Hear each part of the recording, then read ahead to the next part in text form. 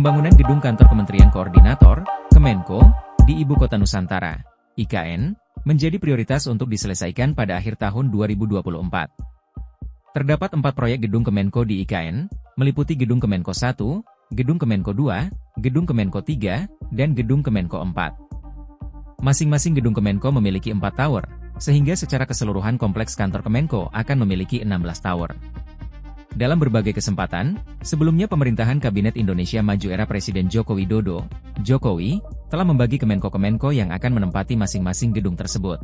Gedung Kemenko 1 untuk Kemenko Bidang Kemaritiman dan Investasi, Marves. Gedung Kemenko 2 untuk Kemenko Bidang Perekonomian, Gedung Kemenko 3 untuk Kemenko Bidang Politik, Hukum, dan HAM, Polhukam, dan Gedung Kemenko 4 untuk Kemenko Bidang Pembangunan Manusia dan Kebudayaan, PMK. Kendati demikian, era pemerintahan Jokowi telah berakhir, dan memasuki era baru yang dipimpin oleh Presiden Prabowo Subianto.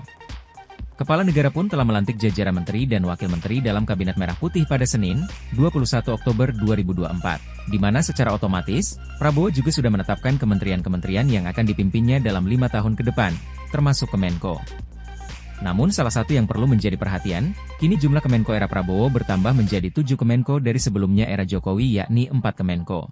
Adapun 7 Kemenko era Prabowo meliputi Kemenko Bidang Politik dan Keamanan, Kemenko Bidang Hukum, HAM, Imigrasi, dan Pemasyarakatan, Kemenko Bidang Perekonomian, Kemenko Bidang Infrastruktur dan Pembangunan Kewilayahan, Kemenko Bidang Pangan, Kemenko Bidang PMK, dan Kemenko Bidang Pemberdayaan Masyarakat.